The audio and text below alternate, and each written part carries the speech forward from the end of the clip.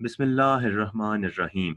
जी बेटा जी, तो आज का जो हमारा टॉपिक है, इस चैप्टर का लास्ट 2 इम्पोर्टेंट टॉपिक रह गए हैं। 2 नहीं बल्कि कहा जाए तो एक ही टॉपिक इम्पोर्टेंट है, दूसरा तो इसके साथ जो है प्रिंट यूजिंग है। बेसिकली आज की हमारी जो कमांड है उसका नाम है प्रिंट स्टेटमेंट। इम्पोर्टेंट क्यों है? इम्पोर्टेंट इसलिए है कि तकरीबन तमाम प्रोग्राम्स में आपको प्रिंट स्टेटमेंट लाज़मी यूज़ करनी पड़ती है। क्यों? क्योंकि ये वो स्टेटमेंट है जिसकी वजह से हमें आउटपुट मिलती है। तो अगर ये स्टेटमेंट इसको इस्तेमाल करना नहीं आता आपको, तो आपके लिए बहुत ज़्यादा प्रॉब्लम हो जाने वाली है। बहरहाल ये बहुत ही आसान सी स्टेटमेंट है और इसको हम अभी प्रैक्टिकली भी करके देखते हैं। तो पहले इसकी डेफिनिशन पर फोकस कर लें ज़रा आप लोग। ले जी, प्रिंट स्टेटमेंट आज का मेरा टॉपिक है। डेफिनेशन देख लें। कह रहा है this is the most frequently used statement in basic. सबसे ज्यादा इस्तेमाल होने वाली, बार बार इस्तेमाल होने वाली स्टेटमेंट जो है वो ये है। ऑलमोस्ट एवरी प्रोग्राम, तकरीबन हर प्रोग्राम में in basic makes use of it. इसका इस्तेमाल लाजमी किया जाता है क्योंकि आप प्रोग्राम क्यों बना रहे हैं बेटा? आप प्रोग्राम बना रहे हैं कि उसकी आउटपुट आ सके। तो आउटपुट अगर नहीं आएगी तो प्रोग्राम तो बेकार है ना। इसकी एग्जांपल मैं बिल्कुल ऐसे देता होता हूँ अपने स्टूडेंट्स को कि जैसे अगर कोई बंदा कहता है कि मैंने जी एक गाड़ी बनाई है, वो बहुत कीमती है, वो बड़ी महंगी है, उसमें ये वाला इंजन है, उसमें सोने हीरे जवाहरात सब कुछ लगा हुआ है, लेकिन एक प्रॉब्लम है, वो चलती नहीं है। तो आप कहेंगे फिर वो काहे की गाड़ी है, ठीक है ना? तो यानी कि हम गाड़ी क्यों बनाते हैं? यानी जिसने भी गाड़ी बनाई है क्यों बनाई? ताकि वो चल सके। हम प्रोग्राम क्यों बनाएँगे? ताकि वो रन हो सके, वो भी चल सके, एग्ज़ीक्यूट हो सके। तो अगर आपको एग्ज़ीक्यूशन चाहिए, अगर आपको आउटपुट चाहिए, एग्ज़ीक्यूशन से मुराद यही है ना कि आप उसकी आउटपुट निकालना चाहते हैं, तो आउटपुट निकालने के लिए आपको प्रिंट स्टेटमेंट लगानी पड़ेगी। ठीक हो गया? देख लेते हैं जी, बहुत ज़्यादा इसका इस्तेमाल है और बहुत ही आसान सी ये स्टेटमेंट है। कह रहा है all the programs we have seen so far. और इस चैप्टर में जितने भी हमने एग्जांपल्स के तौर पर छोटे-छोटे प्रोग्राम्स देखे हैं, उन सब में भी हम प्रिंट स्टेटमेंट यूज़ करते आए हैं। सो फार इन दिस टेक्स्ट, ठीक हो गया? Have used it in different ways, और कई तरीकों से हमने इसको यूज़ किया है। कह रहा है this statement is used to display. अब यहाँ से ये है इसकी definition. This statement is used to display numbers text and numbers on the screen. यानी स्क्रीन पर कोई भी चीज, चाहे वो टेक्स्ट है, टेक्स्ट कहते हैं बेटा जी अल्फाबेटिकल डाटा को, ठीक है ना, अल्फाबेट्स को, एबीसी को, और नंबर्स कहते हैं, आपको बताइए नंबर्स को। तो चाहे नंबर है, चाहे टेक्स्ट है, किसी भी चीज को स्क्रीन पर आपने छापना है, डिस्प्ले करना है, ठीक है, उसके लिए आपको प्रिंट स्टेटमेंट चाहिए, ठीक है। और इसके सिंटैक्स देख लें, 2 सिंटैक्स हैं इसके। सिंपल सा, एक तो PRINT, इसके 3 ये 5 कैरेक्टर का स्पेलिंग है, ये लिखना है। उसके बाद डबल कोट्स के अंदर आपने लिस्ट ऑफ एक्सप्रेशन, यानी आप छापना क्या चाहते हैं। देखिए ना, अगर आप कोई खाली नंबर छाप देते हैं स्क्रीन पर, तो यूजर बेचारे को क्या पता चलेगा। मैंने आपको पहले भी बताया कि यूजर को आपका जो जिसने आपका प्रोग्राम बाय किया है, क्योंकि बेसिकली हम प्रोग्रामिंग क्यों कर रहे हैं, हमने किसी सॉफ्टवेयर हाउस के लिए काम करना है, उनके लिए सॉफ्टवेयर बनाने हैं, उनके लिए प्रोग्राम्स बनाने हैं। तो आपके पास कस्टमर आया है, कस्टमर ने आपको कहा मुझे ये आउटपुट चाहिए इस इनपुट के लिए, ठीक है। तो आपने उसको प्रोग्राम बना के दिया है, उसको कोड नहीं नजर आना, ठीक है ना, आपका प्रोग्राम या कोड उसको नजर नहीं आना, उसको तो सिर्फ आउटपुट नजर आनी है। उसने इनपुट ये लगानी है, उसको ये आउटपुट मिलनी चाहिए। यानी उसने जो भी आपको कंडीशंस दी हैं उसके मुताबिक आपने उसका प्रोग्राम तैयार करके देना है। तो बात समझाने की ये थी कि आपका कोड सिर्फ आपको नजर आना है, ठीक है। तो आपने लिस्ट ऑफ एक्सप्रेशन लाजमी लिखना है, हालांकि ये ऑप्शनल है। लेकिन चूँकि मैंने आपको बताया हुआ है कि किसी भी सिंटैक्स के अंदर डबल को ये बड़ी ब्रैकेट के अंदर जो भी चीज़ लिखी जाती है वो ऑप्शनल होती है। ठीक है ऑप्शनल, लेकिन गुड प्रोग्रामिंग प्रैक्टिस यही कहती है कि आप लाज़मी इसका इस्तेमाल करें। अच्छा, ये वही चीज़ है जो डबल कोट्स में हम लिखते हैं, ठीक है? डबल कोट्स में मैंने आपको बताया था जब प्रोग्राम हमने छोटे पिछले किए थे, पिछले लेक्चर्स के अंदर, तो डबल कोट्स में प्रिंट स्टेटमेंट के साथ जो भी चीज़ आप लिखते हैं वो एज़ इट इज़ छप जाती है। कहने का मकसद ये है कि आप एक वैल्यू आंसर निकाल देते हैं, उसको पता ही नहीं है कि ये किस चीज़ की कीमत है, ये किस चीज़ का आंसर है। तो बात की समझ नहीं आई, यानी आपको लेबल देना पड़ता है, ठीक है ना? तो वो आप डबल कोट्स में देंगे, ठीक है? उसके बाद सेमीकोलन आप यूज़ कर सकते हैं, ठीक है? और इसकी बजाय कॉमा भी यूज़ किया जा सकता है, अभी हम उसका इस्तेमाल भी देखेंगे। अच्छा, किसी जगह पर अगर आपने सेमीकोलन यूज़ किया तो वहाँ पे क्वेश्चन मार्क आ जाएगा, और अगर आप उसको अवॉइड करना चाहते हैं तो कॉमा यूज़ कर लें। ले जी, सेम टू सेम दूसरा सिंटैक्स है, सिर्फ़ और सिर्फ़ कहाँ चेंजिंग आई है, प्रिंट की बजाय आप ये क्वेश्चन मार्क इस्तेमाल कर सकते हैं, और बाकी वही है। डबल कोट्स के अंदर अगर आपने जो भी मैसेज देना है और उसके बाद सेमीकोलन लगाकर जिस वेरिएबल की वैल्यू आपने लिंक करनी है, ये सेमीकोलन या कॉमा आप यूज़ कर सकते हैं। ठीक हो गया? अच्छा जी। कह रहा है जी एक्सप्रेशंस इन द लिस्ट में भी न्यूमेरिक। अच्छा, एक्सप्रेशन जो है यानी डबल कोट्स के अंदर आप नंबर लिख लें, आप कैरेक्टर लिख लें, कुछ भी सिंबल लिख लें, वो एज़ इट इज़ छाप देगा, ठीक है? अच्छा जी, सेपरेटेड बाय कॉमा, ये ठीक हो गया। If we omit the list of expression, a blank line is printed। और अगर आप ये नहीं लगाते, चूंकि ये ऑप्शनल है, ठीक है, तो ब्लैंक लाइन आ जाएगी। कह रहा है we can also use a question mark instead of print. वही बात जो मैंने आपको बताई है कि प्रिंट की बजाय आप क्वेश्चन मार्क भी लगा सकते हैं। This will behave in the same way as the print statement, यानी प्रिंट की बजाय आप क्वेश्चन मार्क यूज कर सकते हैं। ले जी, ये सेकंड पैराग्राफ बड़ा इंपॉर्टेंट है, इसको देख लें। कह रहा है when two expressions in print statement are separated by semicolon, अगर आप दरमियान में सेमीकोलन लगाते हैं तो क्या होगा। कह रहा है the second expression is displayed on the screen just after the text of the first expression, यानी कि दोनों एक्सप्रेशन जुड़ जाएंगे, दोनों वैल्यूज इकट्ठी साथ मिलकर आएंगी, ठीक है, स्पेस कोई नहीं होगा सेमीकोलन के अंदर, ठीक हो गया। और इसी तरीके से वो कह रहा है कि GW BASIC divides each line into 14 zone, ठीक है। तो कह रहा है we can also use a comma, अगर हम कॉमा यूज करें, मैंने जैसे कि आपको बताया था ऊपर कि ये सेमीकोलन की बजाय आप कॉमा भी यूज कर सकते हैं instead of semicolon to separate the expression. This causes the second expression to be displayed at the start of next zone, यानी कि दरमियान में स्पेस आ जाएगी, ठीक है। ये एक प्रोग्राम उसने करके दिखाया, एग्जांपल देखेंगे आपको बात समझ में आ जाएगी। यानी बहुत ही आसान सा है, डबल कोट्स के बाद आप सेमीकोलन लगा लें या कॉमा लगा लें, ज्यादातर हम सेमीकोलन यूज करते हैं, ठीक है। अच्छा जी, जरा गौर करें उसने क्या किया है। एक लाइन नंबर 10 है, उसके ऊपर वो एक ए नाम का वेरिएबल उसने लिया, उसके अंदर सिंध नाम स्टोर करवाया, एक और बी नाम का वेरिएबल लिया, उसमें पंजाब का नाम स्टोर करवाया, दरमियान में कॉलन लगा रहा है। ये कॉलन मैंने आपको बताया था ना, दो डॉट्स ऊपर और नीचे वाले।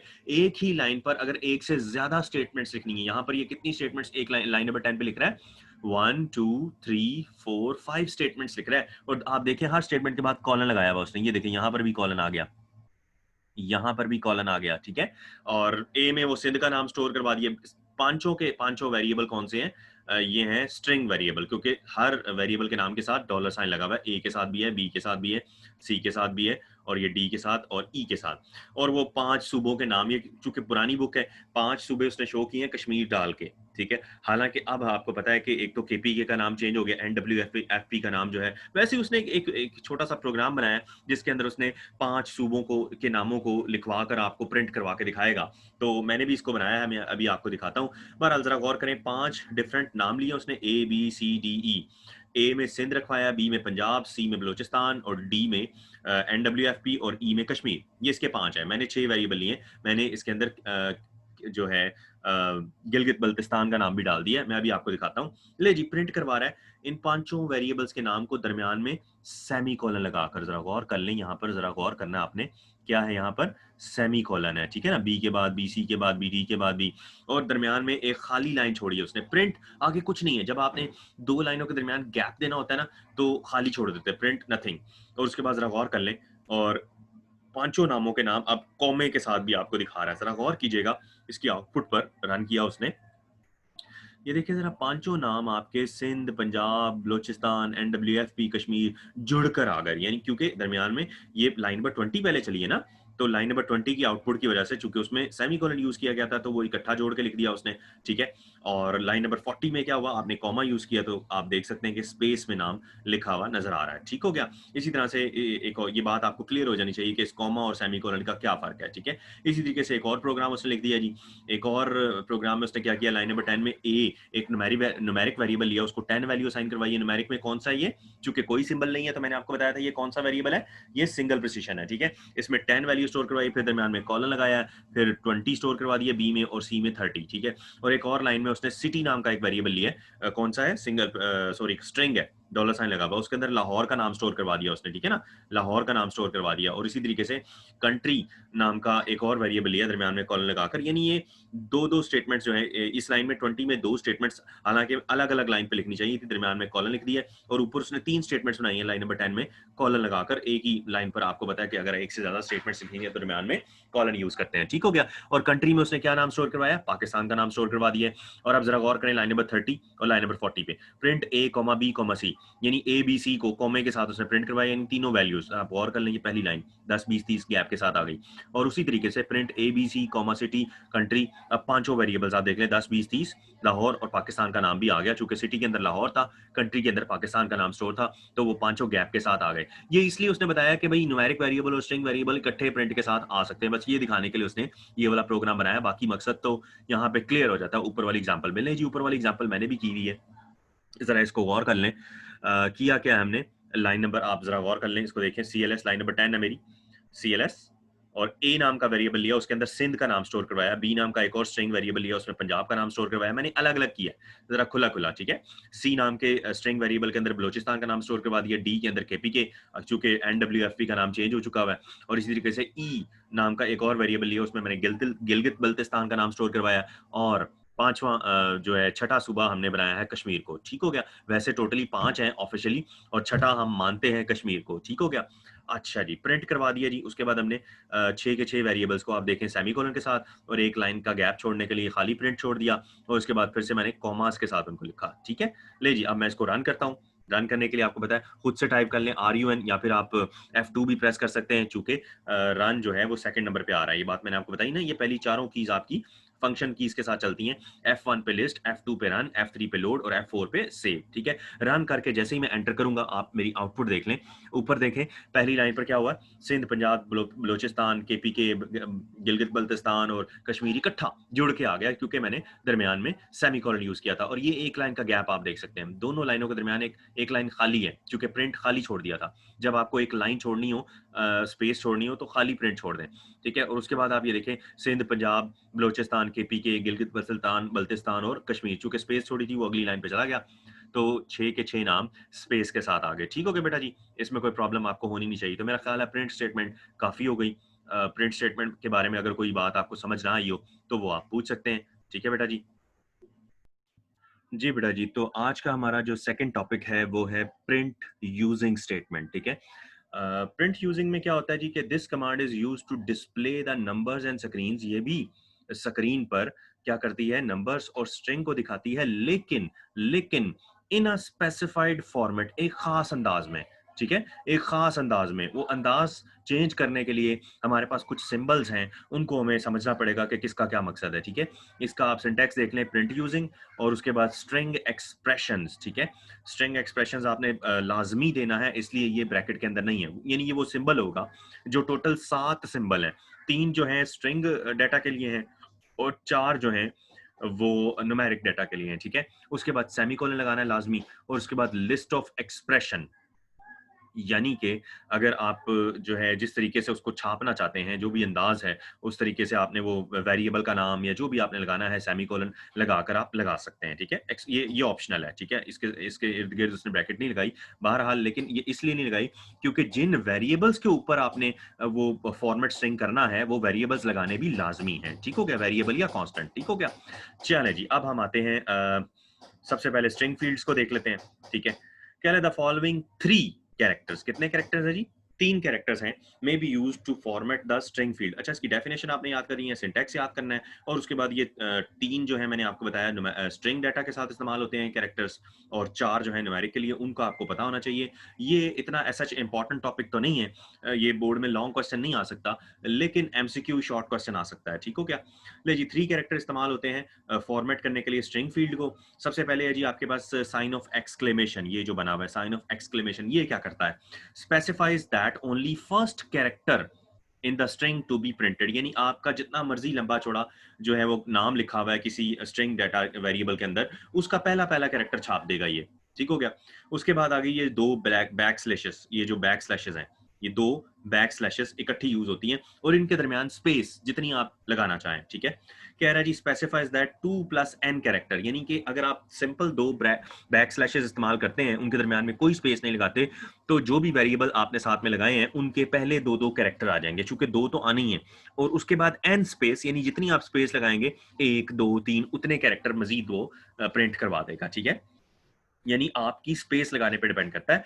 From the string are to be printed, यानी जिस स्ट्रिंग को आप साथ लिंक करेंगे, ठीक है ना, उसमें से ये करेगा। अभी मैं जब इसका आपको एग्जांपल समझाऊंगा तो आपको बात समझ में आ जाएगी। कह रहा है if the back slashes are typed with no space, अगर आपने कोई स्पेस नहीं लगाई तो 2 कैरेक्टर छाप देगा, 2 characters are printed. And if the back slashes are typed with 1 space, और अगर एक स्पेस के साथ आपने कर दिया तो 3 कैरेक्टर छापेगा, 2 स्पेस अगर आपने लगा दी तो 4 कैरेक्टर छाप देगा, क्योंकि 2 तो उसने करनी ही करनी है, और जितनी आप स्पेस लगाते जाएंगे उतने कैरेक्टर्स वो प्रिंट करवाएगा, पूरा नाम प्रिंट नहीं करवाएगा। ले जी इसकी एग्जांपल देखते हैं। ले जी लाइन नंबर 10 पे उसने क्या किया, एक ए नाम का स्ट्रिंग वेरिएबल लिया, उसके अंदर क्या नाम स्टोर करवाया उसने, वर्क, और उसी लाइन पर एक और वेरिएबल लिया उसने और दरमियान में कॉलन लगा दिया। अलग स्टेटमेंट है ये, ठीक है। हालांकि मैं आपको बार बार कह चुका हूं कि आपने एक लाइन पर एक वेरिएबल डिक्लेयर किए हैं, मतलब उसको वैल्यूज देनी है। इसने दूसरे वेरिएबल को भी उसी लाइन पे कर दिया और ये पूरी किताब में ऐसे ही करता आ रहा है स्पेस बचाने के लिए। हालांकि हमारे पास ऐसा कोई प्रॉब्लम नहीं है, ठीक है। चलें जी, बी नाम का एक और वेरिएबल लिया, उसके अंदर क्या स्टोर करवा दिया उसने, नाम हार्ड। ए में वर्क और बी में हार्ड का नाम स्टोर करवा दिया, दोनों स्ट्रिंग वेरिएबल हैं, डॉलर साइन बता रहे हैं हमें। ले जी, प्रिंट यूजिंग, ये उस कमांड का नाम है, ये तो आपको कमांड का लगाना ही पड़ेगा साथ में, ठीक है ना। अच्छा जी, अब पहले उसने क्या किया, डबल कोट्स के अंदर कैरेक्टर लगा दिया आपका ये साइन ऑफ एक्सक्लेमेशन, और किस पर अप्लाई करना है, ए पर भी और बी पर भी, उनके नाम सेमीकोलन लगाकर साथ में लगा दिए, लिंक कर दिए, ठीक है। यानी कि ए और बी के पहले पहले कैरेक्टर छापेगा। उसके बाद आपके पास दो बैक स्लैशेस हैं, ठीक है, और बैक स्लैशेस में उसने क्या किया, दो स्पेस लगाई हैं अपनी तरफ से, उसने दो स्पेसेस लगाई हैं, ठीक है। इस बैक स्लैश के अंदर दो स्पेसेस हैं, ये एक एरर है, मिस्टेक है, यानी कि समझ नहीं आ रही बात यहाँ पर। ए और बी को साथ में लिंक किया, जरा गौर करें, पहले एक एक की हम आउटपुट भी देख लेते हैं। लाइन नंबर 30 की वजह से क्या आउटपुट आ रही है, ए और बी है ना, ए और बी में क्या पड़ा हुआ है, वर्क और हार्ड, तो आपने लगाया है साइन ऑफ एक्सक्लेमेशन, तो हुआ क्या, डब्ल्यू और एच प्रिंट हो गया, ये लाइन नंबर 30 की वजह से हो रहा है। ए का ए में चूंकि वर्क था उसका डब्ल्यू पकड़ लिया और हार्ड का एच पकड़ लिया बी में से, ठीक हो गया। उसके बाद प्रिंट यूजिंग, जरा गौर करें, ए और बी साथ में लगाया, दो बैक स्लैशेस, यानी दो स्पेस, तो दो कैरेक्टर तो उसने छापने ही थे, और दो कैरेक्टर उसने और बीच में दो स्पेसेस दिए, जिसकी वजह से ये वर्क हार्ड पूरा आया, वरना ये डब्ल्यू ओ और एच ए आना था। चूंकि ये आउटपुट चाहिए, इसके लिए उसने दो स्पेसेस लगाई हैं, ठीक है, दरमियान में वो नजर नहीं आ रही, हालांकि ये जरा मैं आपको भी प्रैक्टिकली इसको दिखाता हूँ, फिर आपको समझ में आ जाएगी। और उसके बाद देखें जी, प्रिंट यूजिंग, उसके बाद उसने क्या किया है, फिर से अगेन उसने जो है तीन जो है वो स्पेसेस लगाने की कोशिश की अपनी तरफ से, दो दो स्पेसेस, सॉरी, दो दो स्पेसेस लगाई हैं, तो ए का पूरा नाम आ गया, बी का पूरा नाम वर्क हार्ड, और ये दो सिंबल, ये डबल कोट्स के अंदर यहाँ पर एज ए सिंबल आ रहा है। अब यहाँ पर फिर कंफ्यूजन डाल दिया उसने, उस बुक वाले ने बच्चों को कंफ्यूज करने का कोई मौका हाथ से जाने नहीं दिया। हालांकि ये जो सिंबल है, मैंने आपको बताया, ये तो एक स्पेशल कैरेक्टर हो गया, इसी को मतलब एज ए जो है कांस्टेंट क्यों यूज कर रहा है वो, तो इसको मैंने चेंज किया है, ठीक है। अब मैं आपको बताता हूं इसके बारे में भी एक एग्जांपल के साथ, ठीक हो गया। ले जी, एग्जांपल देख लेते हैं, आप जरा गौर करें मैंने क्या किया है। लाइन नंबर 10, हमेशा मैं पहली लाइन जो है CLS लगता हूँ, ठीक है। आपने भी हमेशा CLS रखनी है, ताकि ऊपर से आउटपुट क्लियर होकर आपका आउटपुट मिले, ठीक है। नहीं जी, CLS किया, उसके बाद लाइन नंबर 20 के अंदर मैंने ए नाम का एक वेरिएबल लिया, उसमें वर्क का नाम स्टोर करवाया, कॉलन उसी लाइन पर मैंने जो है वो बी नाम का एक और वेरिएबल डिक्लेयर, उसके अंदर वैल्यू डाली है हार्ड, ठीक हो गया।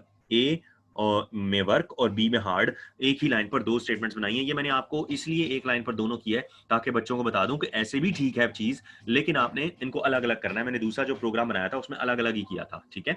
अच्छा जी, जरा गौर करें, प्रिंट यूजिंग, और उसके बाद दरमियान में sign of exclamation, semicolon A B, और इसी तरीके से प्रिंट यूजिंग, ये मैंने दो स्पेसेस लगाई हैं, ठीक है, दोनों बैक स्लैशेस के दरमियान, और ए और बी, और यहां पर मैंने क्या किया है, यहां मैंने तीन स्पेस लगाई है, यानी दो कैरेक्टर तो इसने छापने ही थे, ठीक है ना, तो दो के साथ तीन कैरेक्टर प्लस होके छपेंगे।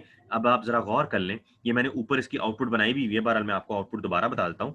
ये आपके सामने आउटपुट आ गई है, WH आ गया, ठीक है, WH आ गया आपके सामने, जरा गौर करें। चूंकि लाइन नंबर 25 पर मैंने क्या किया है, ए और बी के फर्स्ट कैरेक्टर छापने थे, तो WH आ गया, उसके लिए मैंने साइन ऑफ एक्सक्लेमेशन लगाया। उसके बाद लाइन नंबर 30 पे क्या किया, मैंने दो स्पेस दिया, तो वर्क हार्ड पूरा आया, ठीक है। वर्क और हार्ड, चूंकि चार चार कैरेक्टर छापने थे, दो तो इसने देने ही है, दो बैक स्लैशेस ने, और दो जितने उसके अंदर स्पेस दी, मैंने दो कैरेक्टर की स्पेस दी है, तो ए और बी के तूने, चूंकि दोनों के चार चार कैरेक्टर थे, वर्क हार्ड, तो वो चारों आ गए, WORK ये भी चार है, HARD ये भी चार है, तो छप गए। उसके बाद मैंने क्या किया, मैंने तीन स्पेस लगाई, ठीक है, लाइन नंबर 40 पे। अब क्या हुआ, वर्क के बाद एक कैरेक्टर की स्पेस छोड़ी उसने, यानी तीन कैरेक्टर उसने छापे। इसी तरीके से हार्ड के बाद एक और स्पेस छोड़ के, और उसके बाद मैंने सिंबल चेंज कर दिया। जरा गौर करें, मैंने @ का साइन यूज किया, और मैंने 6 बार लगाया, छह छह कांस्टेंट जो है वो लगाए हैं, लेकिन छपे कितने हैं, 6 कांस्टेंट लगाए हैं, लेकिन छपे कितने हैं, आप जरा गौर कर लें, 5 छपे हैं, छपने भी 5 ही चाहिए थे, चूंकि दो तो बैक स्लैशेस के अपने हैं और तीन चूंकि स्पेस लगाई थी, तो टोटल 5 कैरेक्टर छप गए। बात आपको क्लियर होगी बेटा जी? आई होप कि आप लोगों को ये चीज समझ में आ गई होगी। अगर कोई सवाल है तो आप पूछ सकते हैं, चूंकि मैंने यहाँ पर लाइन नंबर 30 पर दो स्पेस लगाए थे, ठीक है, तो 2 + 2 4, चूंकि 2 तो इसने बैकस्लैश ने छाप नहीं है, और यहां पर मैंने 40 में क्या किया, 3 स्पेस मैंने दिए, तो 2 जमा 3 5 कैरेक्टर, वर्क 4 था, एक स्पेस आ गई, हार्ड 4 था, एक और स्पेस आ गई, और ये 5, हालांकि 6 थे और छपे कितने, 5। यही इसका काम है जी कि आपने प्रिंट यूजिंग में क्या किया, खास अंदाज में जो है वैल्यूज को, कैरेक्टर्स को छापने के लिए इसको इस्तेमाल किया। ले जी तीसरा जो साइन हमारे पास सिंबल इस्तेमाल हो रहा है वो सिंपल सा है जी, ampersand specifies the variable length string field, यानी कि अगर आप इनपुट करवा देना इसके जरिए, तो जितने कैरेक्टर आपने स्पेसिफाई कर दिए एम्परसैंड के साथ, उतने ही कैरेक्टर ये इनपुट में लेगा, उससे ज्यादा नहीं लेगा। ठीक हो गया। So when the field is specified with ampersand the string is output exactly as input, यानी कि आपने जितने जो है कैरेक्टर छापे हैं उससे ज्यादा नहीं ये प्रिंट होने देगा किसी भी सूरत। ठीक हो गया। ये इसलिए इस्तेमाल होता है, बहरहाल इसका इतना कोई ज्यादा इस्तेमाल नहीं है, इसीलिए इसकी कोई एग्जाम्पल भी नहीं दी गई। तो ये 3 कैरेक्टर आपने देख लिए। अगर एमसीक्यू में भी आएगा तो बस आपने यही बता देना है इसके बारे में, एम्परसैंड के बारे में, कि ये क्या करता है, जितनी स्ट्रिंग के कैरेक्टर होते हैं उतने ही इनपुट पे लेता है, ये छापता है। ठीक हो गया। चलें जी, तो ये 3 कैरेक्टर आपके क्लियर हो गए। अब हम आते हैं न्यूमेरिक फील्ड्स की तरफ। ठीक है। सबसे पहला है जी इसके अंदर हैश साइन। हैश साइन क्या करता है, a hash sign is used to represent each digit position, यानी कि आपको नंबर्स की पोजीशन कितनी चाहिए। So digit positions are always filled, यानी कि आप चाहते हैं नंबर छोटा है, बड़ा है, इतने कैरेक्टर लाजमी कंज्यूम हो। ठीक है। So if the number is to be printed has fewer digit, और अगर उसके डिजिट कम है तो जरा वो साइड में उसको खिसका देगा। ठीक है। देन द पोजीशन स्पेसिफाइड, यानी कि फ्यूअर डिजिट है, the number is right justified. Right का मतलब क्या है, राइट साइड को थोड़ा सा नंबर खिसक जाएंगे, यानी उतनी स्पेस आ जाएगी। ठीक है। So preceded by spaces in the field, यानी उसके शुरू में स्पेस लग जाएगी उतनी, वो यानी कि उसने उतने डिजिट जो है वो कंज्यूम जरूर करने हैं। ठीक है। अच्छा जी, और उसके बाद ये तो हो गया हैश का जो है काम। अब आते हैं पॉइंट का, या डेसिमल पॉइंट या इशारिया जिसको बोलते हैं, उसका क्या काम है। कह रहा है may be inserted at any position in the field if the format string specifies that the digits to be precede the decimal point, अगर कोई नंबर है जो पॉइंट से शुरू होना है, the digit always is printed with as zero, यानी कि अगर उसके शुरू में जीरो नहीं था, है वो पॉइंट वाला नंबर, तो वो ऑटोमेटिकली उसके साथ जीरो लगा देगा। Number is rounded as an necessary, और अगर नंबर में राउंड ऑफ होने के लिए हुआ तो वो उसको राउंड ऑफ भी कर देगा। अब इसकी एग्जांपल्स देख लेते हैं तो आपको बात समझ में आ जाएगी। प्रिंट यूजिंग, और जरा गौर करें, पॉइंट से पहले 2 हैश हैं और पॉइंट के बाद भी 2 हैश हैं, और साथ में वैल्यू कौन सी छापनी है, कांस्टेंट उसने लगा दिया है 0.85, तो इसको कैसे छापेगा वो 0.85। देखिए उसकी आउटपुट उसने क्या बना दी है, पॉइंट के बाद तो दो डिजिट आने ही थे, और पॉइंट लग गया है, तो इसका मतलब क्या है कि पॉइंट के पहले अगर कोई डिजिट नहीं भी था तो जीरो जरूर लगेगा। ठीक है। कई जगह पे कहते हैं जी कि 2 जीरो आ जाते हैं, हालांकि सिंपल एक ही जीरो लगता है। ठीक है। हालांकि यानी कि आपने ये करके इसको बाउंड कर दिया है कि भाई पॉइंट से पहले भी 2 डिजिट यूज करने हैं और पॉइंट के बाद भी 2 डिजिट यूज करने हैं। क्योंकि नंबर ही छोटा था इसलिए पॉइंट से पहले एक जीरो ही लगा से। अब अगली एग्जांपल देखें, आपको बात समझ में आएगी। अब की बार उसने क्या किया है, 3 हैश यूज कर लिए हैं पॉइंट से पहले और 2 हैश किए हैं पॉइंट के बाद। हालांकि नंबर आप देखें क्या लगाना है, जिसकी वैल्यू हमने छापनी है उसके पॉइंट से पहले भी 3 डिजिट है और पॉइंट के बाद भी 3 डिजिट है। तो अब ये राउंड ऑफ होकर ये क्या बन गया, 3 डिजिट तो पहले आ गए पॉइंट, और पॉइंट के बाद 2 डिजिट आए, चूंकि आपने फॉर्मेट ये रखा हुआ है प्रिंट यूजिंग। ठीक हो गया ना। हैश का मतलब यही है कि जितने आपने लगा दिए उससे ज्यादा नहीं हो सकता, उससे कम जरूर हो सकता है। ठीक है। तो उससे कम देखें हुआ ना, इससे शुरू में आपने 2 यहाँ पर डिजिट कंज्यूम किए लेकिन एक डिजिट लगा क्योंकि वैल्यू थी ही नहीं। ठीक हो गया। अच्छा जी, आगे देखते हैं जी प्रिंट यूजिंग। उसके बाद क्या है जी, 2 हैश शुरू में है, 2 हैश बाद में है पॉइंट के, और ये 3 4 5 एग्जांपल्स उसने दिए हैं। 10.2 उसने लगाया, इसकी आउटपुट उसने शो नहीं की, इसकी आउटपुट शो नहीं की, इसकी आउटपुट आनी थी 10.20। यहाँ पर 3 डिजिट्स की उसने आउटपुट दिया, हालांकि 4 जो है वो कांस्टेंट लगे हुए हैं। ठीक है। ये गलती है, एक एरर है। 10.20 इसका आंसर आएगा। बहरहाल 5.3 आप गौर करें, 5.3 था, ये क्या बन गया 5.30, चूंकि पॉइंट के बाद 2 डिजिट्स कंज्यूम करने थे और आपको पता है पॉइंट के बाद एंड वाले सिफर की कोई वैल्यू नहीं होती। इसी तरीके से अगला है 66.789, तो 66.79 हो गया, राउंड ऑफ हो गया क्योंकि पॉइंट के बाद 2 डिजिट शो होने थे। और अब आगे और कर लें 0.234, 0.234, तो जीरो उसके शुरू में लग गया और 0.23 आ गया, 4 उसने हटा दिया। ठीक है, क्योंकि पॉइंट के बाद 2 ही डिजिट वो शो करवा सकता था। ठीक हो गया बेटा जी। तो हैश और पॉइंट, डेसिमल पॉइंट को इकट्ठे उसने कवर कर लिया है। और उसके बाद बाकी के जो रह गए हैं वो ये है जी, एक प्लस का साइन है, ये क्या करता है जी, कह रहा है अगर किसी भी आप नंबर के शुरू में या एंड पे लगा देते हैं तो साइन लाजमी हो जाएगा, यानी उसका साइन हमेशा शो होगा उस नंबर का। A plus sign at the beginning और end of the format string causes the sign of the number, यानी प्लस है या माइनस है, टू बी प्रिंटेड बिफोर और आफ्टर द नेम, यानी कि नंबर कुछ भी है उसके शुरू में भी आप जो है साइन लगाना चाहते हैं, एंड पे भी लगाना चाहते हैं। अगर आपने शुरू में लगाया तो शुरू में छाप देगा, एंड पे लगाया तो एंड पे छाप देगा। यानी हमेशा जो है आउटपुट में उसका जो साइन है नंबर का पॉजिटिव है या नेगेटिव है वो शो करेगा। प्लस का साइन सिर्फ ये इसको इसलिए इस्तेमाल करते हैं प्रिंट यूजिंग में। ठीक हो गया। और उसके बाद आ गया comma. A comma to the left of the decimal point. इशारिया के लेफ्ट साइड पर अगर आपने एक कॉमा लगा दिया तो उससे क्या होगा, अगर लंबा लंबा नंबर है तो वो कह रहा है फॉर्मेट स्ट्रिंग में causes the comma to be printed to the left of every third digit। यानी तीसरे डिजिट के बाद कॉमा हमेशा आएगा। अगर लंबा लंबा नंबर है यानी 9-10 डिजिट आ रहे हैं पॉइंट से पहले, तो हर 3 डिजिट के बाद वो कॉमा लगाता चला जाएगा to the left of the decimal point, point के लेफ्ट साइड पर ही।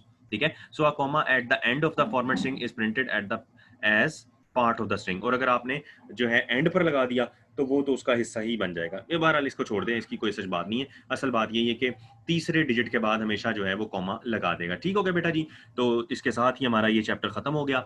दोनों टॉपिक्स आपको मैंने समझा दिए हैं। इसमें ज्यादा इंपॉर्टेंट जो है वो प्रिंट स्टेटमेंट है। प्रिंट एफ जो है इसके बारे में मैंने आपको बताया, जस्ट डेफिनेशन आप देख लें और इसका ये सिंटैक्स देख लें, और इसमें से कुछ ज्यादा आता नहीं है, लेकिन बहरहाल मैंने कवर कर दिया है। तो चैप्टर नंबर 2 हमारा क्लियर हो गया बेटा जी। अल्लाह हाफिज, अपना बहुत ख्याल रखिएगा।